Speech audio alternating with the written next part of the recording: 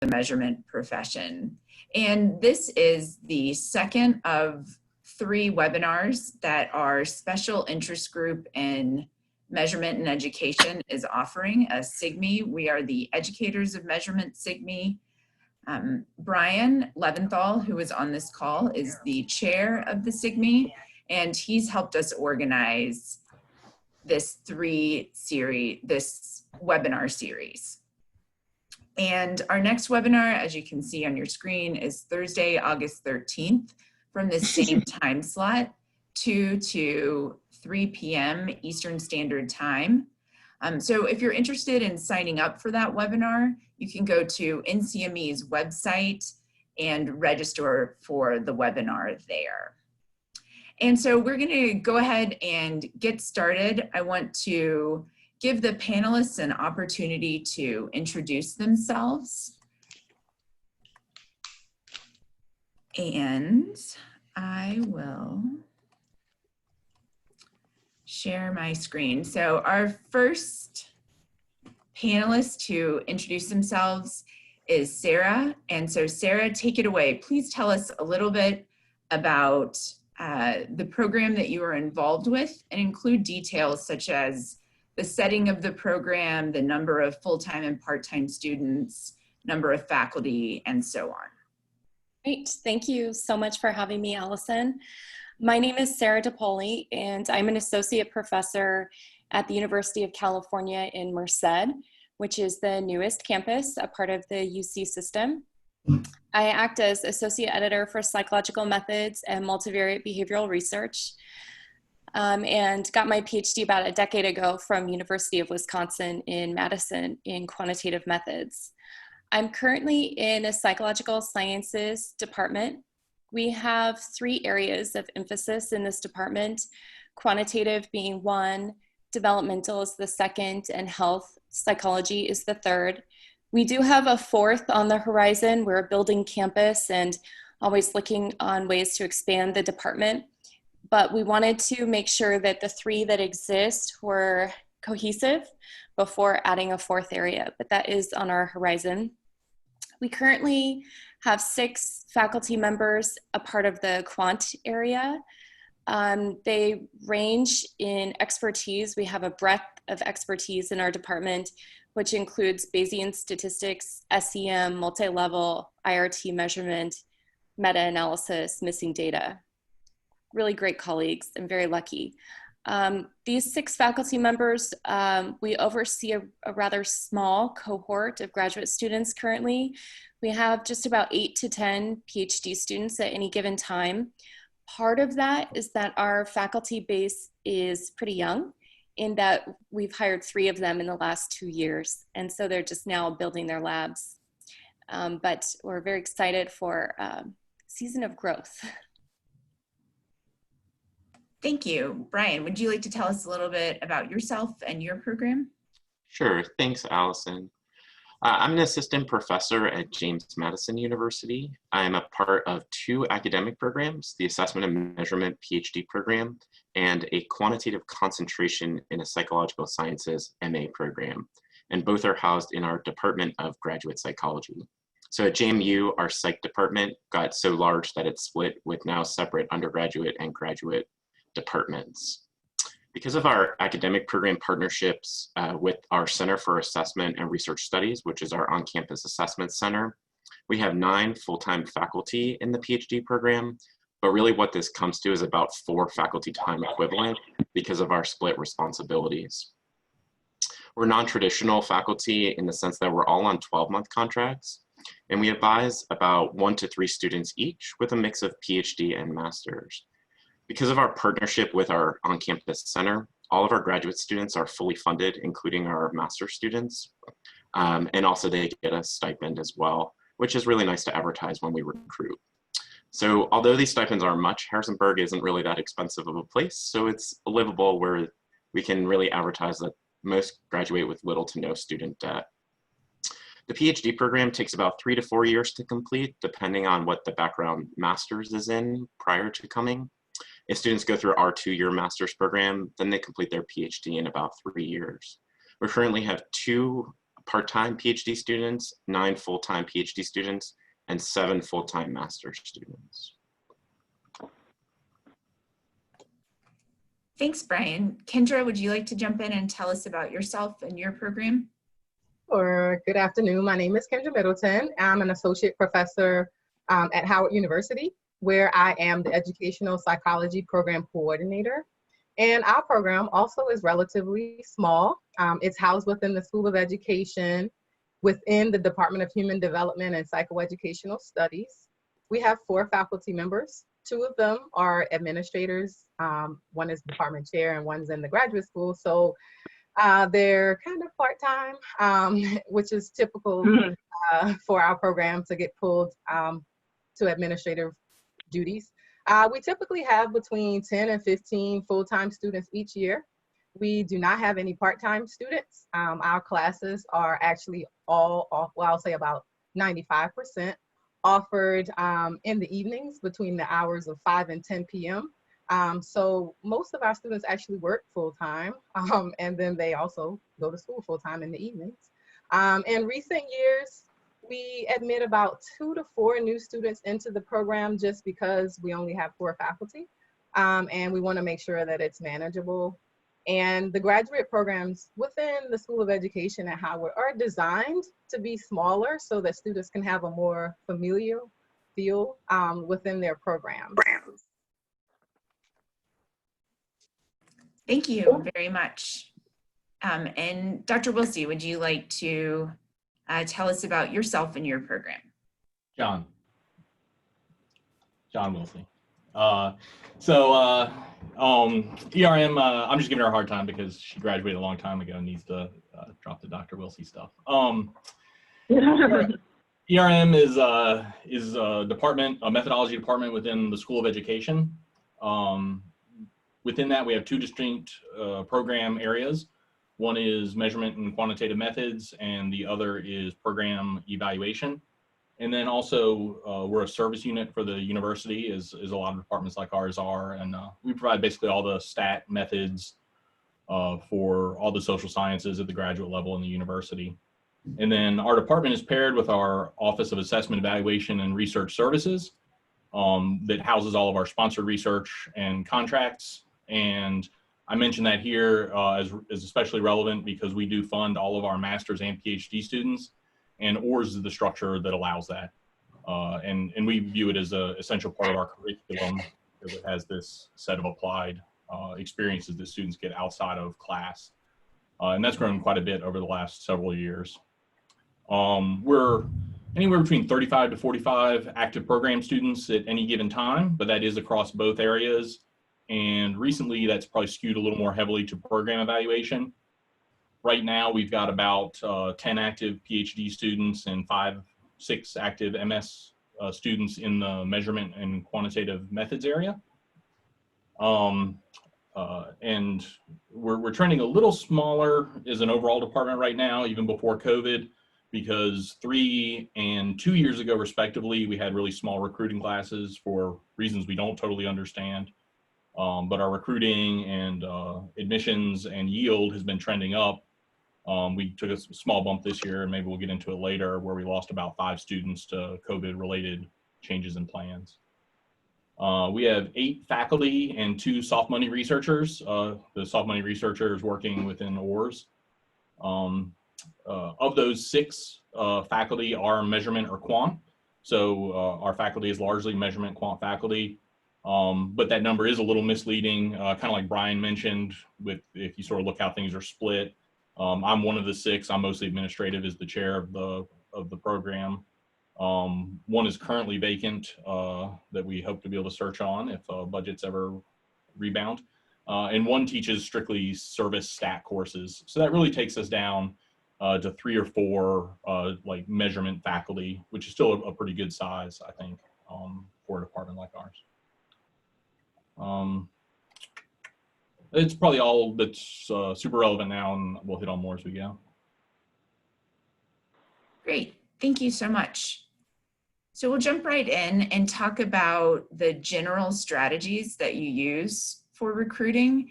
And so my first question is, before the coronavirus hit, What was your typical recruiting strategy? And specifically, were there any approaches that had been particularly effective and any that were ineffective or maybe outdated that you've removed from your recruiting approaches?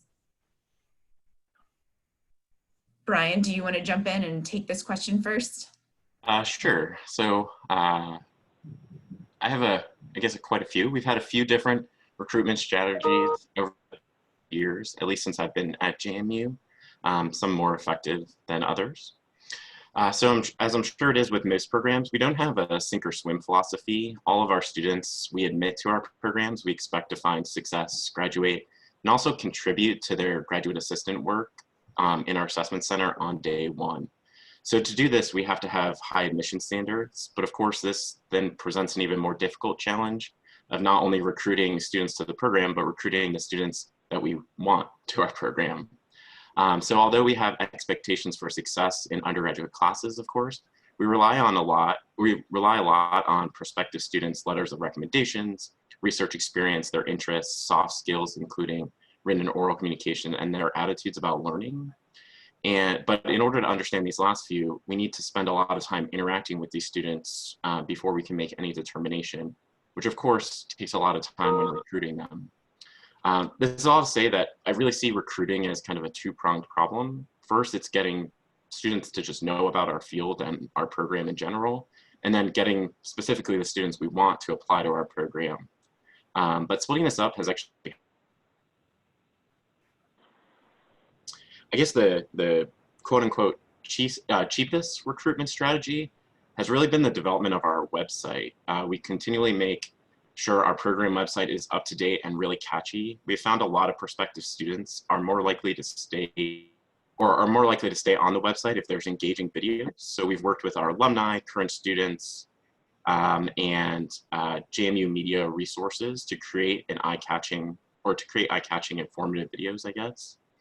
And we see that prospective students, when they visit or interview with us, they always talk about these videos, so we know they're being watched at least. But getting them to the website in the first place has been challenging as well. So for our PhD program, we found a lot of success. Not all of our master students are directly admitted to our PhD program. Most of them have to go through the application process. But our master's affiliate is one of 4 concentrations in a psychological sciences program, two of the 3 others being applied psych research and experimental psych. And we found a lot of success spending time with these students and recruiting them, as they're really a strong pool for us to recruit from. To get students into our MA program, we've had our faculty go into undergraduate psych classes and give talks about our field, which raises awareness both about our program and about our field. 2 faculty in particular, Finney Pastor and Sireci, are incredible promoters of the field and have perfected their measurement elevator pitch. And I would encourage anyone who's interested in recruiting to read their 2012 EMIP paper on attracting students to our field. It's got a lot of useful information in there. External to JMU, we've made some connections at local colleges and universities through our alumni network and previous applicants. We occasionally give talks there or have faculty at those institutions help identify top students for us. But that's really hit or miss in terms of success for us. We've also found limited success in traveling to conferences and going to student presentation sessions. For example, Sarah Finney, who I already mentioned, has successfully recruited after going poster by poster by poster by poster at the Association of Psychological Sciences annual convention. They have tons of student sessions. This is, as you can imagine, very costly in terms of time and money, but if we could clone Sarah to recruit for us, we'd have a surplus of students, which would be fantastic. So to address really the second issue of finding the right applicants, we've created a summer internship program here at JMU. Due to our work in the center, we've fostered a lot of social capital with faculty across campus and created a mechanism in which we're able to identify top sophomores and juniors in both psych and stats and target them with an advertisement for our academic programs through this internship. So this creates awareness of our programs, which most students, let's face it, don't really know about. So we send this to about 60 students each year, receive about 20 initial replies for more info, and followed by about 10 applicants to our internship. And we give about 2 offers.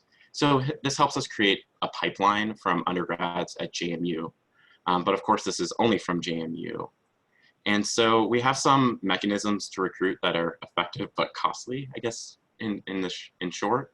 But a common theme among them all is that we try to make personal connections with any prospective students, which takes a lot of time, but that's how we can get them to know about our programs and see if they're really interested. And equally important is fostering these relationships with undergraduate faculty who can help push people to our programs. I guess I'll stop there for now. Thanks, Brian. Do any of the other panelists want to share their strategies? I'll agree with what Brian said, but I'll also add that, yes, the website, definitely updated website is very important. Also, what I've done at Howard is I get the emails directly sent to me directly of the inquiries, and I personally reach out to those students. And I think that's important because even now, like me having been out of school for, I don't know, X number of years, a long time, I still like to have that personal, feel, or just the feeling of, okay, this person actually read what I put, because sometimes in the inquiries, people have like specific things that they're asking about our program. And if it were left to the admissions office or someone, another admin who might not be as familiar with everything about the program, that might be missed. So I think it's important that the actual, like me as the program coordinator, that I actually respond to those directly, address the person by name, because that actually matters. Thank you. Anyone else want to jump in? Tell us a little bit about your recruiting strategy, John. I can echo and add a few things. If I find my notes. So I think like a lot of folks use a pretty passive strategy, just kind of people who come to us. And we found that applications were maybe going down a little bit. So we tried to throw it against the wall and see what sticks approach. And so I can tell you some things I think haven't been particularly useful, and then some that maybe are a little more. We went and we got contacts for psych, math and statistics, education, sometimes sociology, just if we couldn't find another good match in the school. And we went to like 60 different colleges in the general region, and then created a form letter, flyers, and described our program and sent those out to those contacts, just trying to get word out about our program. As near as I can tell, this did not have any effect. When people describe where they found out about our program, sometimes they say, I heard it from my advisor, but on further probing, it didn't really seem like these came from these kind of really general outreach efforts. Another one that I was really excited about that also did not seem to bear fruit, although we only tried it 1 year, was we bought GRE contacts based on 15 different interest codings on the GRE. And sent emails to those students directly. And they were those type of emails that you get that can track whether somebody opens them and things. Vast majority aren't opened. We got maybe 5 email responses out of several hundred of these targeted emails that were sent to GRE takers in North Carolina. And I don't think it yielded a single application. So that did not seem incredibly effective. We kind of, with what Brian was saying, we think maybe a grow your own approach is probably the most helpful, because although we're a small program, we don't have any vision of having 30 master's students in a cohort, right? We're never going to get that big. So really what we've decided is if we can yield an extra 4 or 5 quality master students, that might be enough to grow us to get a little more sustainable size, and also give us a pipeline into the PhD to complement what we're already getting kind of naturally. And so under those lines, what we've established is what our campus calls accelerated masters. So in their 4th year, undergraduates can take up to 12 credits that count both towards their undergraduate degree and their MS degree. And we're really excited about this, but one of the things we struggle with is, like a lot of folks, we don't have a natural undergraduate pairing. So we're advertising it to psych, we're advertising it to broadly across kind of social sciences to see if we can get any nibbles. This has only been in effect for really only one cycle, and we did not get anybody in that first cycle, but I think it's going to take a while to get campus awareness. And then additionally, we got ourselves inserted into an information sciences undergraduate degree where we're teaching the kind of information literacy or data literacy kind of class. And we're hoping that through that, which you can think of as maybe like a baby informatics degree, we're kind of hoping through those contacts that we can get people interested in our field, maybe bring them into this accelerated masters, and that'll help us grow through those methods. And we, echoing what other people do, we do road shows to Psych, things like that. And again, haven't really yielded much from those. It's interesting though, in the period of time that we started doing kind of this try lots of stuff, our applications did go up, but we can't tie them directly to any of those actions. And so I don't know if it's just small numbers having some variance, or if it just created this sort of generalized awareness that the students don't know where it's coming from, but it's just getting people other places a little more familiar with our department to advise undergraduate students. And I think that's one of the hardest things is when you're dealing with numbers where you're talking about admitting 4 to 8 students for a MS cohort, is really difficult to know when you double a cohort, add 3 people, whether that's just chance or something you're actually doing right. Thank you. Sarah, do you want to jump in and add anything? Sure. So we have done similar things to what everyone here said. We also did not find anything from buying the GRE contacts that yielded nothing. What I found to work best is personal outreach. So we've made flyers and send them to the California State Universities, trying to advertise in general. I'm not really sure if that trickles down to the students' hands when we do that, but personal outreach has. So we've done groundwork at conferences, but also contacting colleagues that I have at different institutions that have master's level programs, highly trained undergrads. That has been a big source of where we get our students. And so a lot of that is just personal networking that we've seen the most success from. Thank you. I'm sure that we can all imagine that our recruiting strategies are going to change in light of the coronavirus pandemic. And a lot of those challenges will be some of those face-to-face personal connections that we make. And so I'm going to move to discussing any of these, and some of you have touched on it already, but you might want to add. Do you have any partnerships, formal or informal, that aid in your recruiting efforts? And some of you have mentioned the GRE email buys, but are there others that have worked for you, partnerships with either testing companies or other universities? And were they personal to begin with, or did you develop these over time? So I can speak to this a little bit. So we have several partnerships with different testing companies and state agencies and even local agencies. And what I believe I've found is that they're not particularly helpful in recruiting applicants, but they're really helpful in yield. Because going with what other people say, but I didn't mention, it's that continual personal contact with applicants, I think really helps let people see how they could fit in. And being able to tell the story of, we had this doc student who worked at this testing company for 2 years as part of their graduate assistantship. So they were doing operational work and came out and got a great job.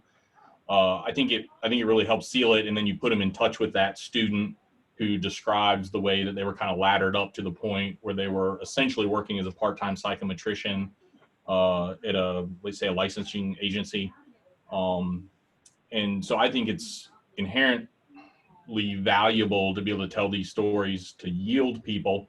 And then on the other side of it, because it's so important to be able to pay students and offset their costs, we couldn't keep students if we weren't able to cover their tuition and give them a stipend. And those partnerships are key.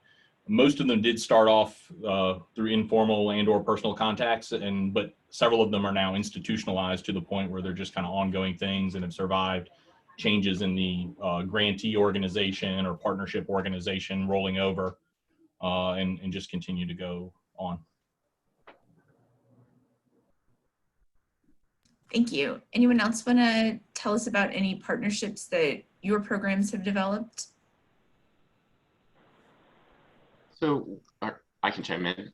We've developed a few informal partnerships with local institutions, and it's more of they've developed through an initial applicant to our program. So once we've had one application from an undergraduate institution, usually nearby, we've latched onto that as best as we could and tried to develop relationships with the faculty there, because obviously they've produced students that may be interested in our program or at least could find success in our program.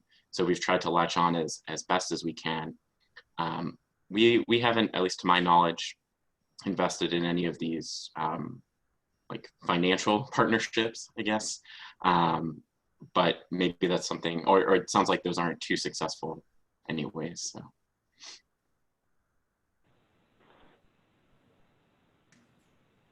Okay, if no one else wants to jump in, we'll move on. Okay, so advertising your programs is really important, and it's just as important to advertise the field of measurement and psychometrics. I know for me, as an undergrad, I didn't know what measurement was, and I just kind of stumbled into the field. And so a few universities do have some measurement specific undergraduate programs, for instance, the University of Florida. If your program does not have the benefit of a feeder program like these undergraduate programs, what are some of the ways that you can inform faculty, practitioners, and undergraduate students about the field of educational measurement? Have you pursued any grant funding opportunities for these types of advertising the field? And what types of partnerships do you think might be helpful to advertise the field of measurement? So I can chime in. So we haven't pursued grant money for this, but we've brainstormed a lot because we're a newer program on different things that we can expand in our program that will help to advertise us as a byproduct. And so we're working on two different layers. The first is we are actually trying to build a feeder program. We realized that we would not accept students coming out of our undergraduate program into our PhD program in quant because they were not trained well enough. And we thought, well, we're really failing at that lower level if we wouldn't take our own young. And so now that we have grown our faculty body and our graduate program is solidified, we're working on putting measurement and statistics courses a higher emphasis. And we've partnered with applied mathematics on campus to try to create an applied stat data science track that students can minor in, and are in the process of writing that proposal. And we're hoping that that ends up funneling. The second thing that we're doing that would be targeting like more master's level would be that we're creating a statistical workshop series that will happen on a quarterly basis for 2 to 3 days at a time, where people, students or faculty, whomever's interested, can come in and enter like a boot camp on Bayesian statistics or on IRT, something like that. And we think that that might end up helping the program as well. So. Thank you. Anyone else want to jump in? Yeah, we actually don't have any well, we don't have an undergraduate program, but I do think that it's crucial to develop those partnerships. So one organization, another organization that I'm a part of, the National Math Alliance, is actually the reason why I majored in educational measurement and statistics when I was an undergrad, even though I didn't find out about it until May of my senior year, so the very last semester of my senior year. So programs like those, they're geared toward underrepresented minorities in STEM fields. And there are a lot of other programs out there that are geared at, you know, undergraduates in other fields, but this one was specifically for STEM. And I think that that's a very good place to start recruiting excellent candidates for graduate school, because like me, I was a math major in undergrad, and I just would not have entered this field because I just did not know about it. I wasn't exposed to it until the very last semester. So the key is reaching those who don't know that this field exists and exposing them to measurement specialists and the types of research that those measurement specialists conduct and the problems that they solve. Because a lot of times, especially for minorities, we're interested in, you know, equity, of course. However, we do not know that, we've never heard the word psychometrician. And so we don't know that, oh, well, a psychometrician is someone who could actually do the type of research that you're actually interested in. So I think reaching students at the undergraduate level is key, and probably a little earlier than their senior year. So yes, just tagging on to those organizations that are specifically focused to increasing the number of underrepresented minorities in graduate school. That's important. And what was the name of that organization? Could you say that one more time, the one that you were involved with? Right, it's called the National Math Alliance. Thank you. You're welcome. And I want to actually respond to a question that was in the chat from Derek Briggs about the idea of, like, are people recruiting into measurement or quantitative methods generally?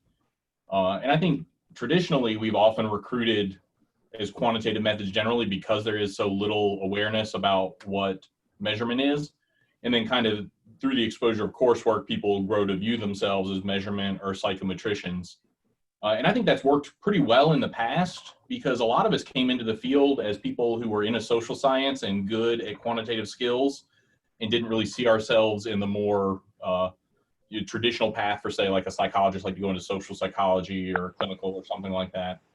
But one of the challenges that I don't think is going to be easy to overcome is there's now so many more options for people with general quantitative skills with the rise in popularity of informatics. I mean, my campus alone has 4 separate graduate level informatics master's degrees that are going after a very similar population of quantitatively skilled, but not necessarily undergraduate stat majors. And I just think there's a lot more competition in that space. And I think that's why, like, a homegrown approach can be really central, because nationally you're not going to overcome all the articles that say get an informatics degree and be making, you know, X number of dollars in 2 years.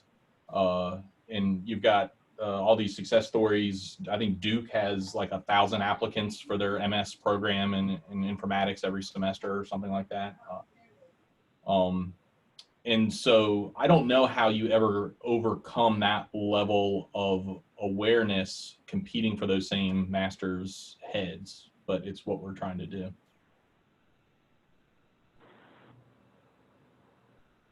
Thank you.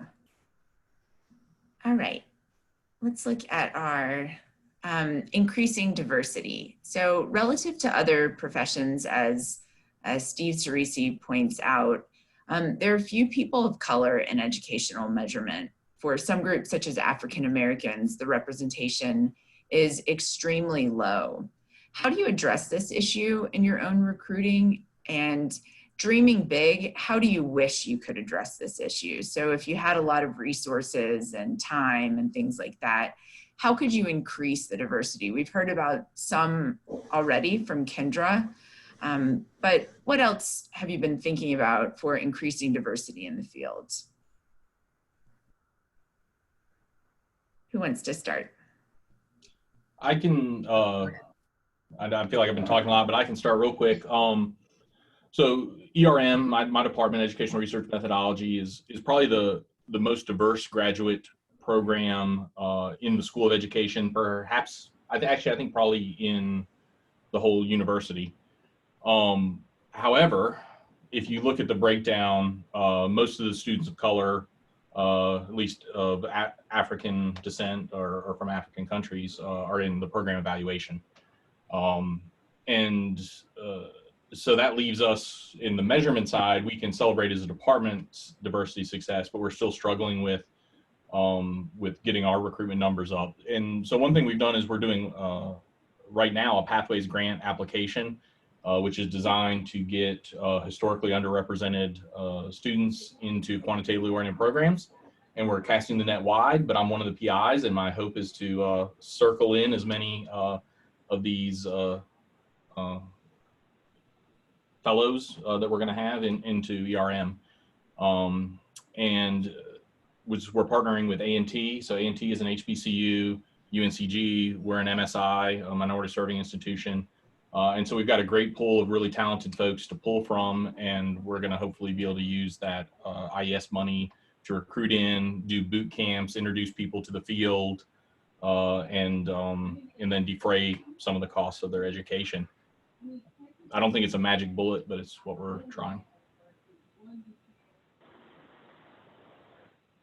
All right, I'll jump in here. So as a faculty member at an HBCU, that's historically Black college and university, of course, this is very important to us.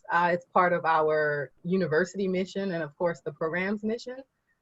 So I want to point out that while recruitment is important, I think that retention is just as important, if not even more important, because once you get the student in, how can you keep the student there? So for example, when I was enrolled in my graduate program, I saw minorities enter the program, but unfortunately, I did not see them leave with the degree that they came for, if any degree at all. So I'll say that once you recruit a student whose background is unlike that of any of the faculty or other students, it's important to make that student feel welcome and valued. I've said that word before, and to provide some social and emotional support in addition to the academic support. And a lot of times when we ask a student, so how's it going? At a larger university, that might mean, how's your research going? However, the student wants to know that you're concerned about, you know, how they're doing overall, like just is their mental health is okay. So we need to keep that in mind. And if the university or the program has a mission to recruit more minorities, then that program needs to specifically and seriously think about the additional resources and changes that might be needed to support those students to ensure that they graduate. So those students who go on and graduate, they can become the best recruiters for your program if their experience were a positive one. And sometimes it's a little difficult when you feel like you're the outsider. I'm speaking from experience. The motivation may be there to get the degree, but the discouragement is also there when you don't feel like you belong or you don't feel as welcomed as you think you could feel. So then it becomes a tug of war between motivation and discouragement. And unfortunately, sometimes the discouragement wins and those students, we don't retain them. So mentorship is extremely important. I did have a mentor who was outside of my department, and this worked extremely well for me because I felt comfortable telling him things that I didn't necessarily feel comfortable discussing with my advisor in my program, just because I didn't want, to be looked at differently because of, my thoughts. And to this day, I actually have a weekly check-in with this mentor, and I've graduated, like I said, numerous years ago. So the mentorship thing can be informal or formal. It depends on what works in your program. And initially, it might require some trial and error, but if you're really serious about recruiting and retaining minorities, this trial and error will eventually, it'll settle and you'll figure out what works and what doesn't work. Talk to other programs that have successfully recruited, retained, and graduate minorities, and find out what worked for them and see if it'll work for you as well. So yeah. But just to follow up with what Kendra said, I think the retainment issue is really critical, especially with the pandemic effects starting to settle in. At JMU, we have a really solid cohort model where our students have their graduate assistantships together, they sit in an office together, work together, and that's no longer happening. And so there is that worry about, will they feel that connection to each other in the program, their value in the program, and worried long-term about that retention issue. So I completely agree, and I think we're going to see the effects from the pandemic hurting that. But with respect to, at least for our program, trying to recruit or trying to increase diversity, we don't have any specific strategies that target these issues particularly. But with that being said, we actually let our current students and our alumni do a lot of recruiting for us. So we put our students kind of front and center in everything we do here. And so we have them, including our alumni, make videos advertising our program, advertising the benefit. Our students join us when we go on recruiting talks. And this just gets students to know kind of who's in our program and see the makeup of our program, which has helped kind of maintain that or maintain what we really want. And JMU as an institution is not diverse at all, or it lacks diversity. It's improved, but it's 22% minority students and faculty are 84% white. And so the institution as a whole is already struggling, but I think we do as good a job as any, at least if you look at our diversity mix of students. We've also recently thrown out the idea of doing an REU, a research experience for undergraduate. And I think that would really help us because I know those programs really advertise well to a really diverse set of students and gives opportunities. The NSF is really big on that for students to enter REU programs. So it's more exploration for us right now, but it is on the horizon. I'd like to add something kind of about the dreaming big.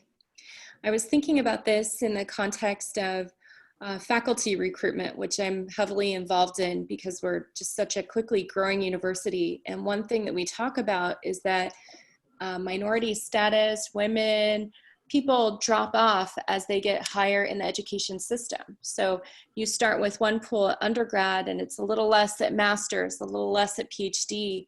Then fewer people go in and become assistant professor, even fewer associate, and then even fewer full.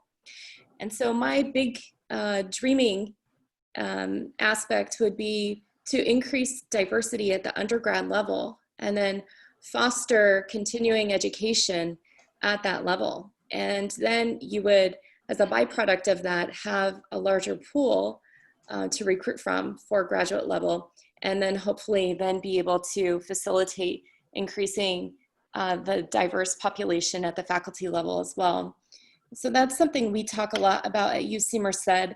It's, big picture. I don't know exactly how you obtain that, but we try to think of strategies that will at least get around it. Thank you.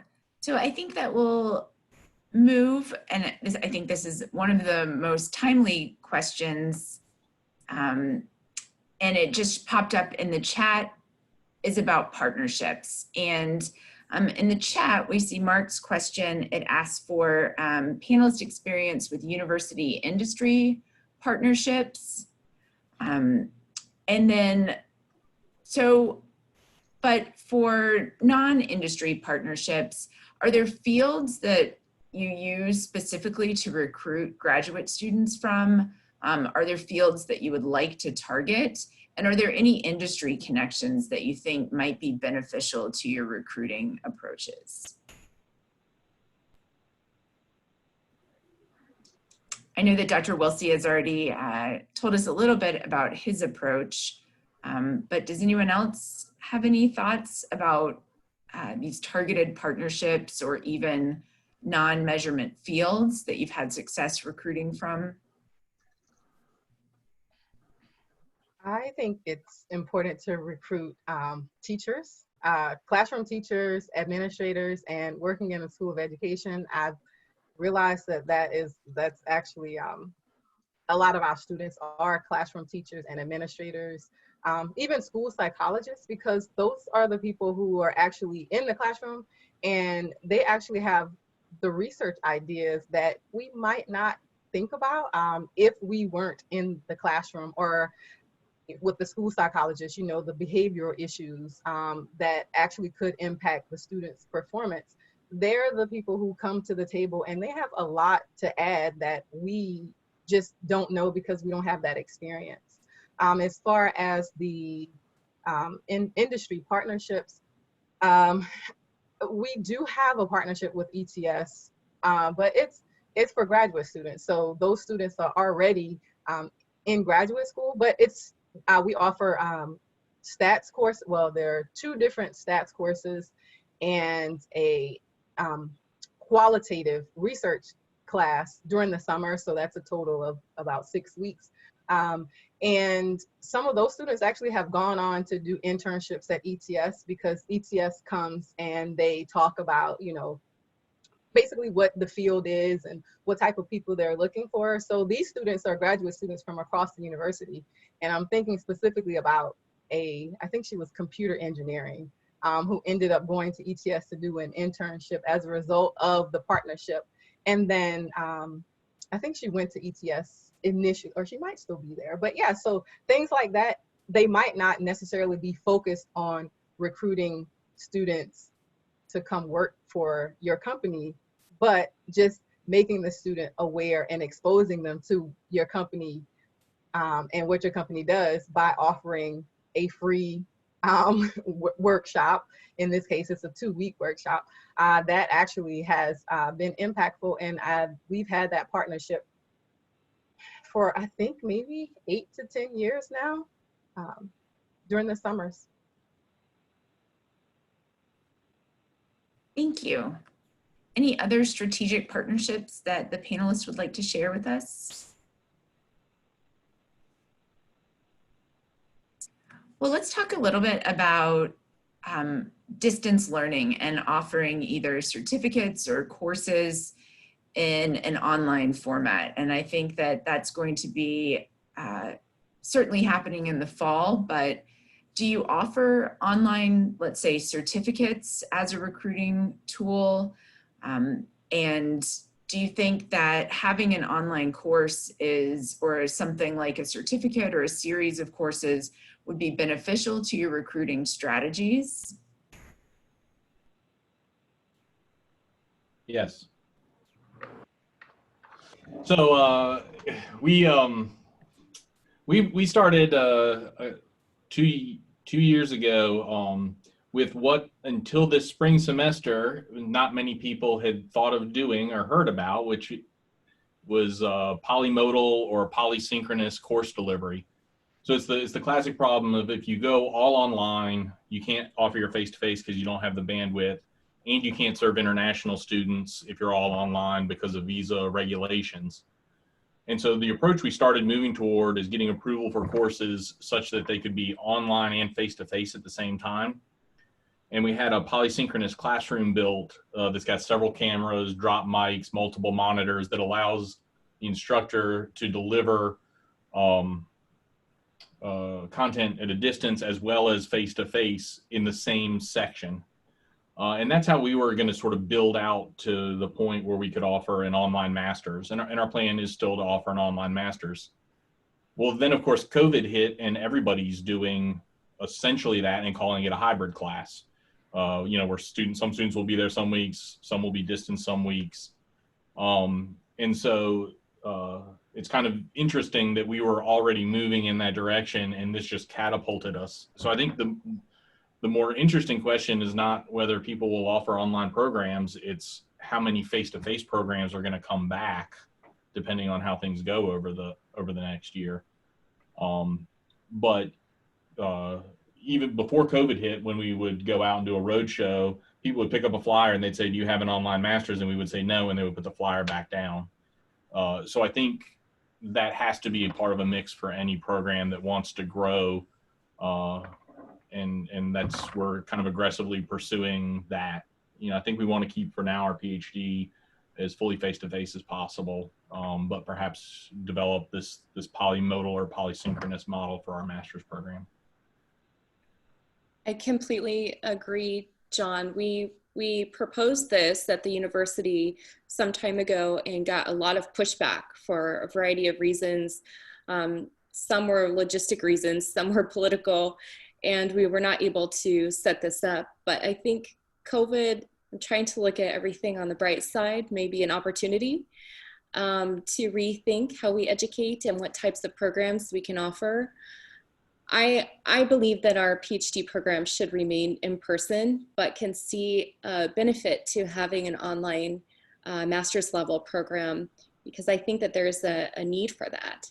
But it's something that is only just now able to be legitimately discussed, I think, at our university.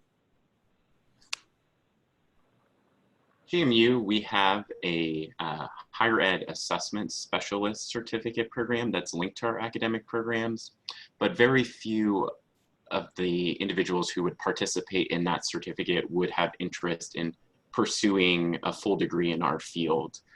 So although we offer that, it's a very different population than we would typically target.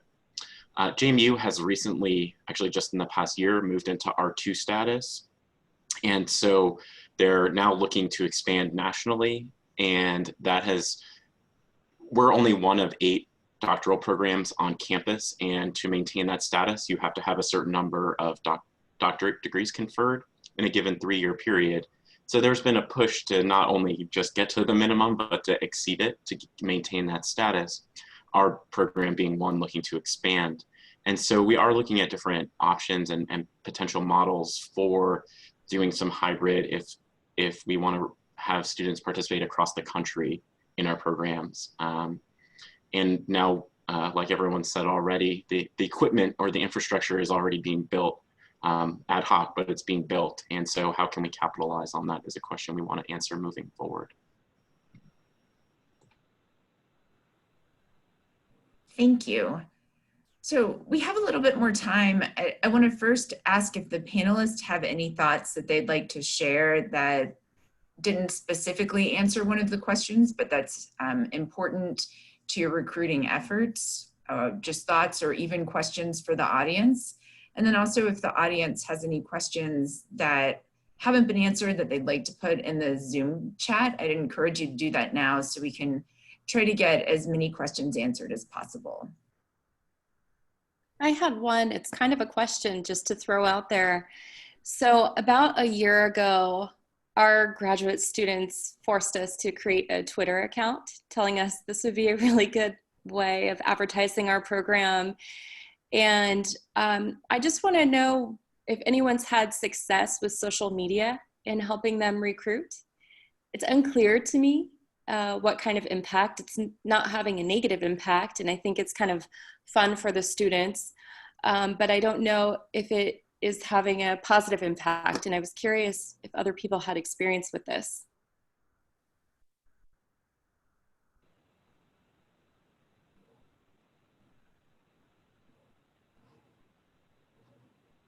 We actually just got online last November, so too early to tell for us. I see that somebody in the chat mentions that they have a LinkedIn account, but only for getting information out. We have a Twitter account, but it's not very active. And it's actually run more by the program evaluation faculty, mostly because the measurement faculty refused to do it, including me. That's where we were. So I said to the students, if you want it, you got to run it. I oversee it, but it's a student thing. So, well, in reply to Mark Johnson, I think that's, someone says, I'm especially interested in this, especially as a people of color recruitment, retention, employment pathway. And I think that was in reference to how we talk about diversity, if I remember Yeah, that. it's about industry partner. Mark asked about industry partnerships. Okay. I'm in industry, so I'm especially interested in that. And and actually, when I was at the College Board, we had a pretty successful recruitment tool with JMU when they had their practicum, and they would send us great students, and we'd end up hiring them. I think we need to back that up a bit, maybe even to undergraduate programs and have tighter partnerships. So, Mark, I'm very interested in that. How we talk about diversity, though, Gabriel had a great point that he should articulate if we're interested in talking about that. Yeah, let's hear it. Yeah, sorry, I was trying to follow along in the thread, but also pay attention to the panelists at the same time. So let me see if I can find Gabriel's comment and I'll read it. So Gabriel says, I find it important that when we speak about diversity, we are specific about who we are talking about.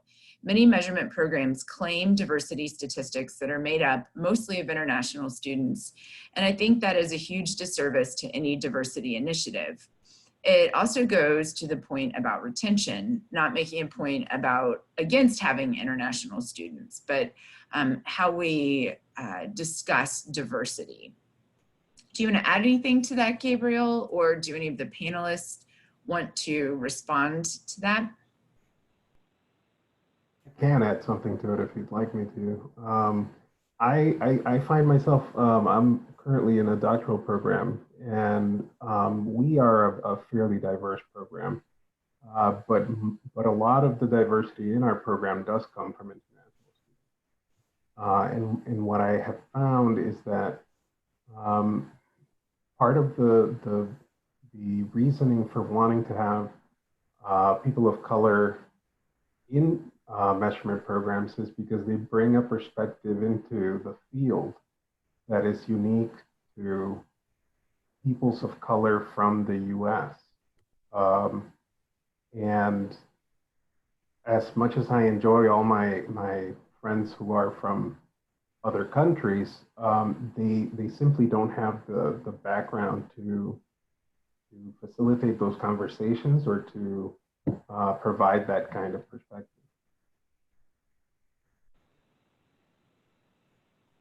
Thank you for bringing that up. I think that's a really important point, and I appreciate your engagement. So we have about just 1 minute left, and so I'm going to take this opportunity to thank our panelists and also thank all of you in the audience for coming to this. And Kendra, I just want to give one more plug. She mentioned that mentorship was so important for retention, and I'm going to give a plug to next month's webinar that Kolen at the University of Florida is leading. She'll be the moderator for that, and it's actually on mentorship. And so that is August 13th, I believe, at the same time spot from 2 to 3 p.m. Eastern Standard Time. So we hope that you can all come back and join us for that discussion on mentorship then. But in the meantime, thank you for coming, and thank you to the panelists. I believe that NCME is going to make this recording available to you. And thanks again. It's at 2 o'clock, or right at the end. I know we're all in different time zones. Thanks so much.